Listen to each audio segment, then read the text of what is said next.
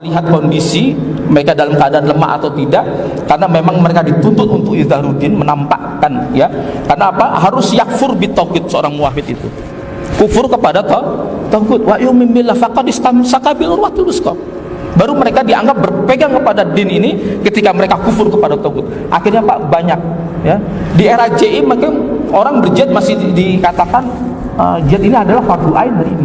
Tapi beda Pak dengan JAD Pak. Ini ada Ustadz Umar, beliau merupakan tangan kanan daripada Aman Abdurrahman. Ya, beliau dipersiapkan oleh Aman Abdurrahman. Ya, apa yang dia baca? Ya, Muhammad bin Abdul Wahab, kitab Ad-Durar asalnya. Maka kata Syarif Hatim Al-Auni pernah mengatakan ingkaru ala qatut at-takfir ad-durar, artinya khianatin lil ummah wal watan. Mengingkari adanya korelasi antara pemahaman takfir dengan kitab Ad-Durar asalnya, khianatan lil ummah wal watan, maka berarti dia telah mengkhianati negara dan umat dan negara, karena menganggap bahwa ajaran-ajaran Muhammad bin Abdul Wahab itu steril dari kesalahan. Maka selama itu pemuda tidak ada yang bisa menjamin antum-antum ini di sini, ya, kemudian membaca kitab-kitab semacam kitab yang saya bawa ini. Ada untungnya saya bersyukur ada Ustaz Ali Musri, ada Ustaz mungkin belum melarang membaca kitab-kitab semacam ini Pak, karena membaca kitab-kitab ini tanpa ilmu alat yang baik, ya, tidak mengenal tentang usul fikih, ya, tidak tahu mana am, mana khas, mana muqayyad, mana mutlak, ya, ada nasah mansuh dan sebagainya. Kita jangan coba-coba Pak menafsirkan Pak apa yang di dalam Al-Quran dan As-Sunnah Pak. Kadang kata Sufyan bin Uyainah dan juga semacam Ibnu Hajar Al-Haytami pernah mengatakan al-hadits mudillatun illa lil fuqaha. Hadis itu bisa menyesatkan kecuali bagi ahli fikih Pak. Artinya apa? Jangan coba-coba Anda belum pernah belajar usul fikih, belum tamat namanya waraqat misalnya atau sarahnya sampai jam'ul jawami dan sebagainya, lalu Anda berfatwa ini boleh, ini tidak boleh, sementara Anda tidak tahu mana nasah mansuh, mana amanah khas, mana mutlak, mana muqayyad. Lalu kita kemudian berfatwa begitu saja. Sudah bisa 1 jam belajar, kita tahu ini bid'ah. Akhirnya Pak, ini akan terus Pak, ya, saya khawatir akan terus terjadi gejolak di tengah masyarakat. Kalau kita selalu dakwah berbenturan dengan masyarakat, sampai kapan? Umat ini akan terus gontok-gontokan. Kenapa? Karena menganggap bahwa perkara-perkara yang sifatnya furu'iyat diklaim sebagai perkara-perkara usul. Bagaimana antum lihat di dalam kitab-kitab mereka banyak mengklaim bahwa ini ada perkara ijma.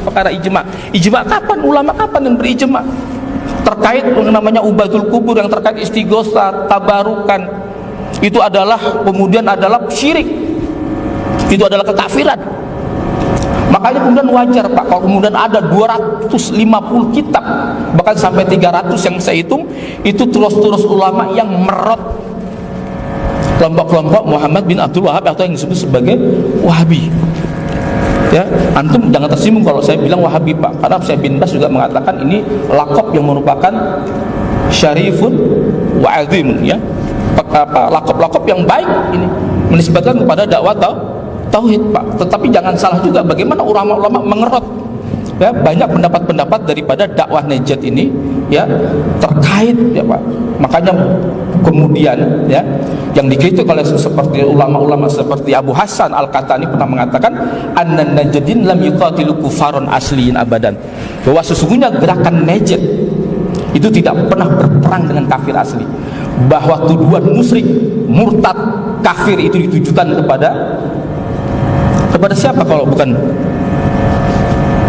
kepada orang-orang Asy'ariyah yang dianggap sebagai orang-orang mu'attilun, yang mentaktilkan daripada sifat-sifat Allah.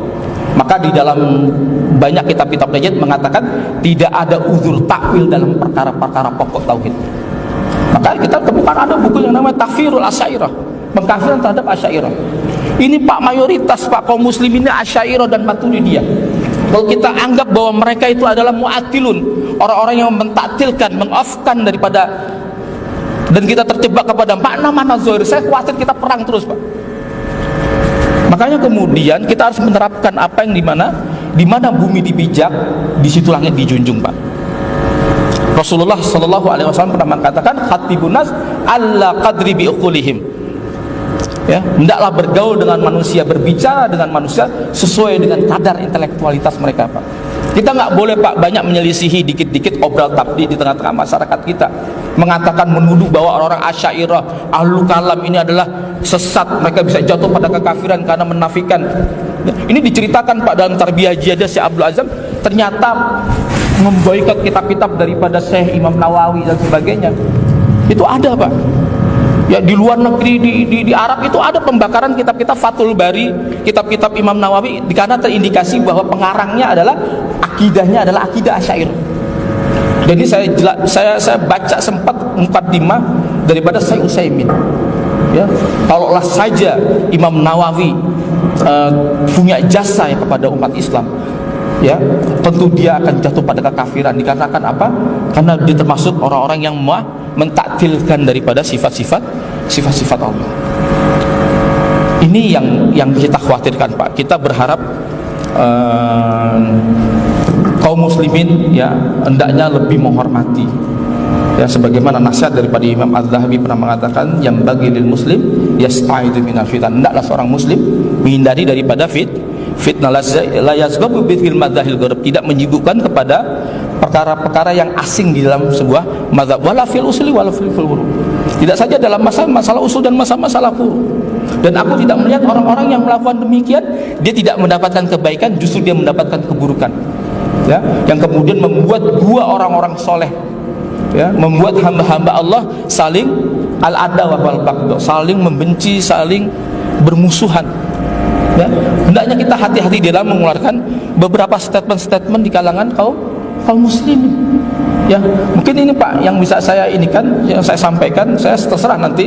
Ya, tetapi yang jelas Ustaz Ali Musri bisa membaca kitab yang saya bawa ini, ya terkait bagaimana mereka Su'ud bin Abdul Aziz, ya itu penguasa ketiga keamiran setelah Abdul Aziz bapaknya, lalu bapaknya nama Muhammad bin Su'ud, ya itu kemudian bagaimana mereka mengatakan bahwa Mekah, Madinah dan sebagainya itu adalah min anwa'i syirik, ya boleh ditumpahkan darahnya dan sebagainya.